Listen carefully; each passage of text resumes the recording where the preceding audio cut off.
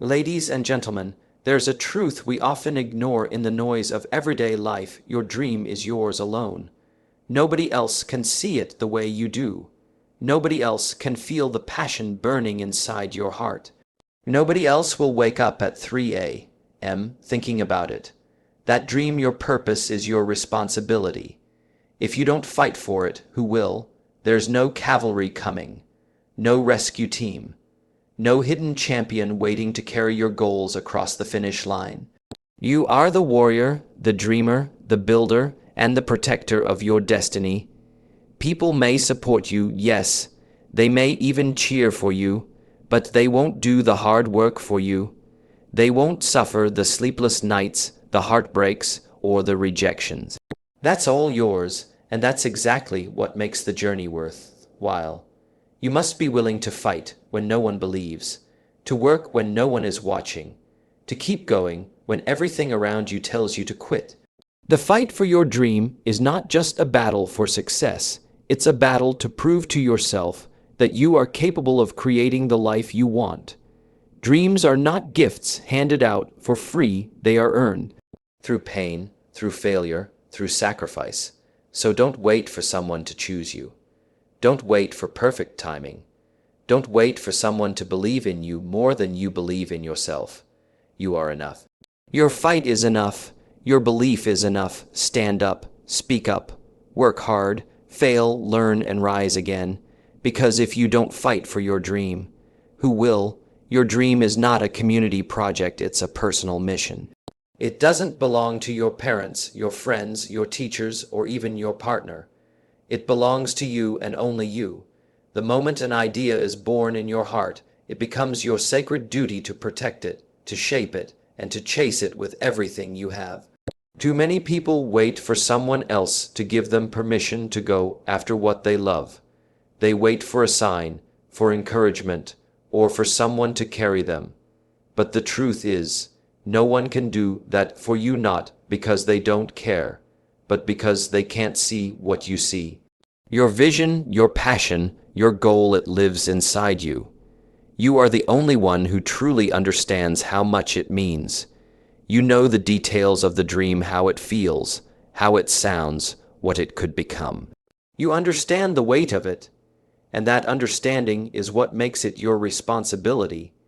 It's easy to blame others when things don't go right, to say you didn't have support, or someone held you back.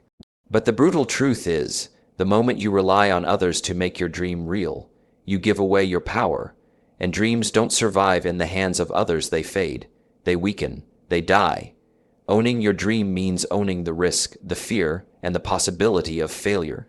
But it also means owning the success, the pride, and the transformation that comes from achieving something you built with your own hands. You can't outsource your passion. You can't assign your dream like a task to someone else.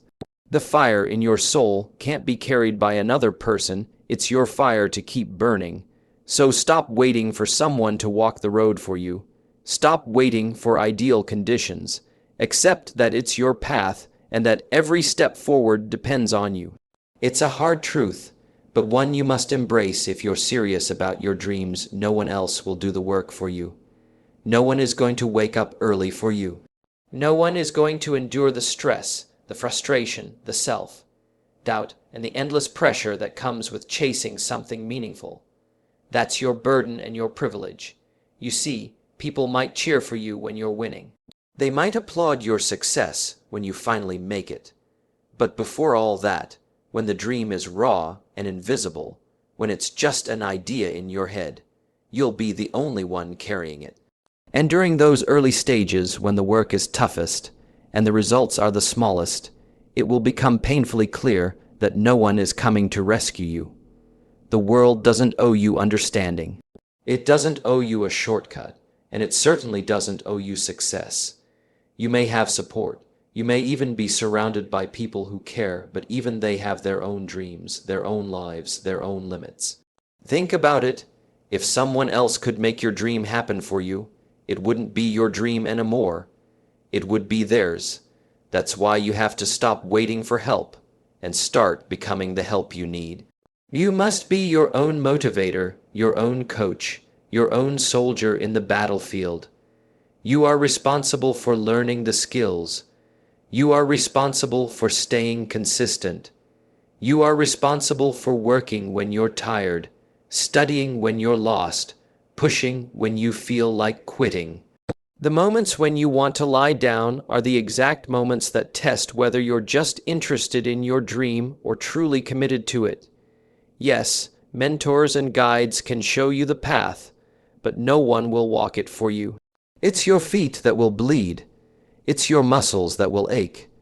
It's your heart that will get broken and rebuilt stronger every time you choose to keep going. Waiting for someone to push you, inspire you, or hold your hand is a delay you can't afford.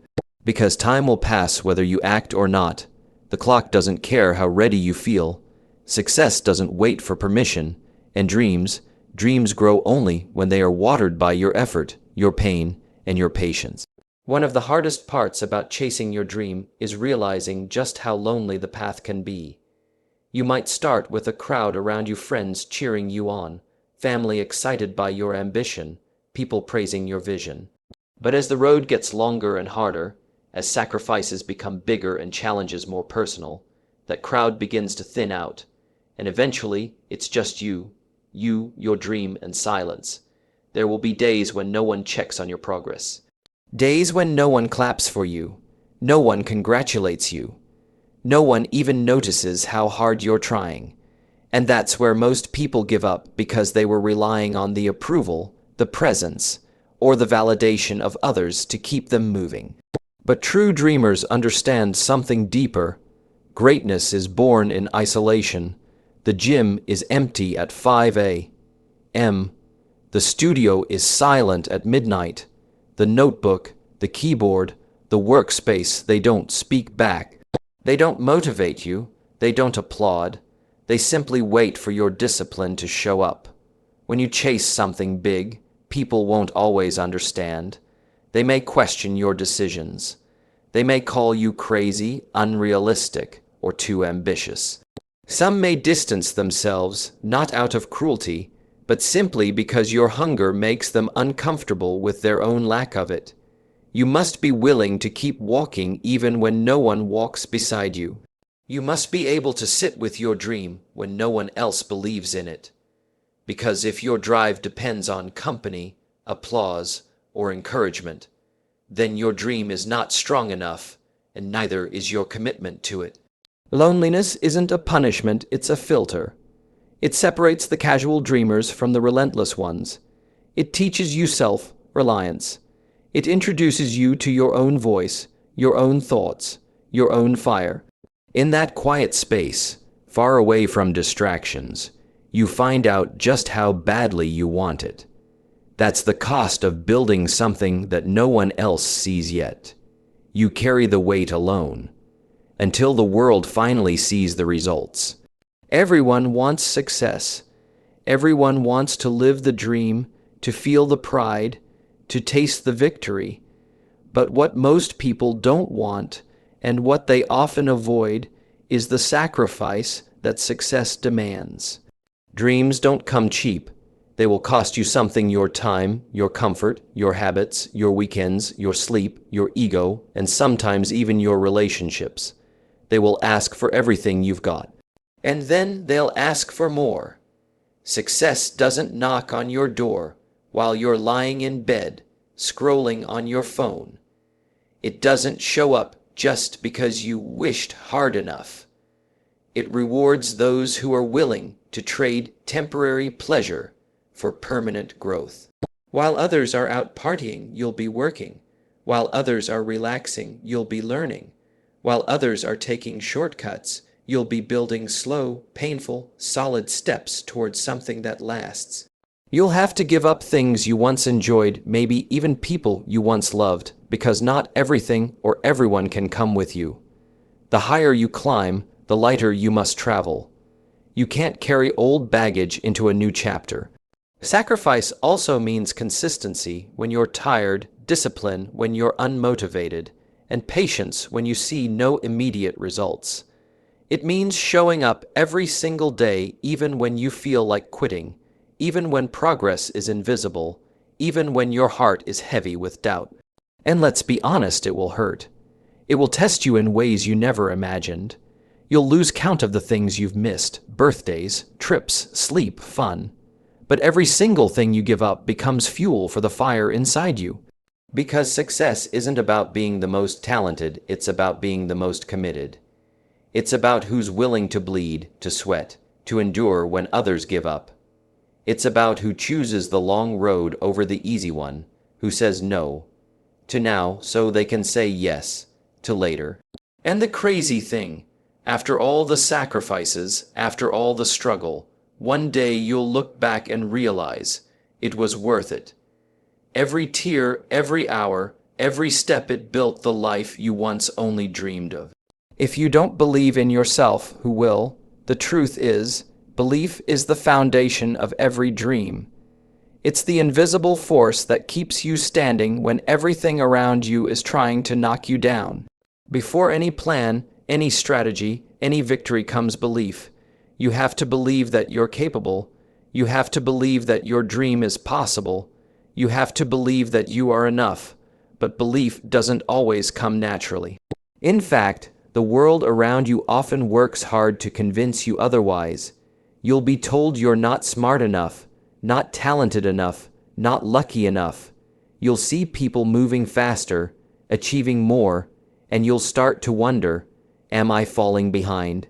And in those moments, your mind becomes the battlefield, your belief, the only weapon.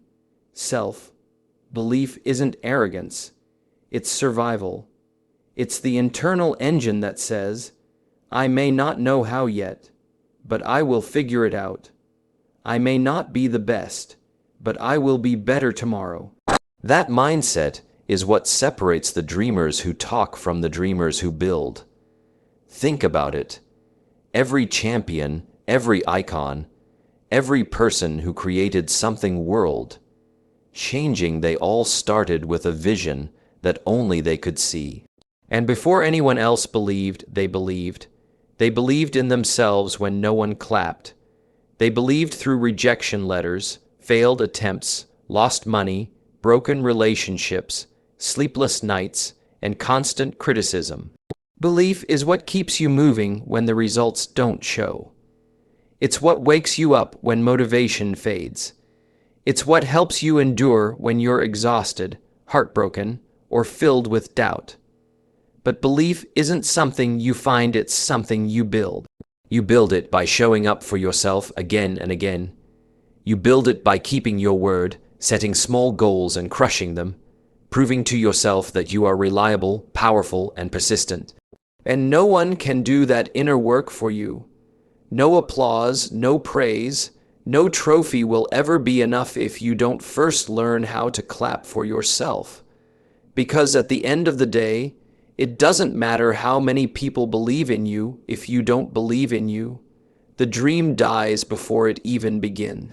Failure, the very word, can make people uncomfortable. It's one of the biggest reasons most dreams never take flight. People fear failing so much that they never even begin. But the harsh truth is, if you are chasing something meaningful, you will fail. And not just once, many times, but here's what most people don't understand. Failure is not the opposite of success, it's a part of it. Every stumble, every wrong turn, every no, every closed door, they are all stepping stones on the road to your dream. No one who ever achieved something extraordinary did it without failing. The only difference is, they didn't let failure define them, they let it refine them. Failure teaches you what success cannot. It humbles you, it sharpens you. It forces you to reevaluate, to adapt, to grow. When things don't go your way, you discover parts of yourself you never knew existed: your resilience, your resourcefulness, your real hunger. Yes, it's painful. Yes, it breaks your heart. You'll doubt your abilities, question your choices, maybe even consider giving up. But if you quit after failing, you were never chasing a dream, you were chasing comfort. Because dreamers understand that failure is just feedback. It's the universe testing how badly you want it. It's life's way of asking, are you serious about this? Are you really committed?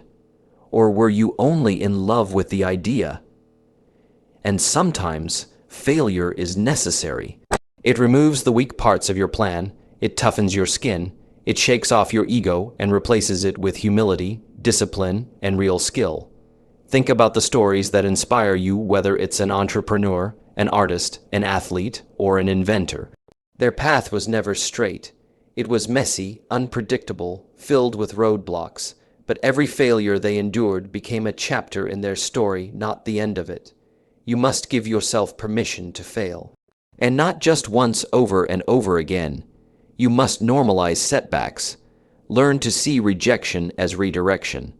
Because every failure you survive gives you something far more valuable than success. It gives you the strength to keep going when others stop. We live in a world full of excuses. I don't have time. I'm too tired. I'm not ready. I don't have the resources. I'll start next week. These phrases sound harmless at first, but repeated often enough, they become walls, invisible barriers between you and the life you dream of living. But here's the unshakable truth. No excuse is stronger than consistent action.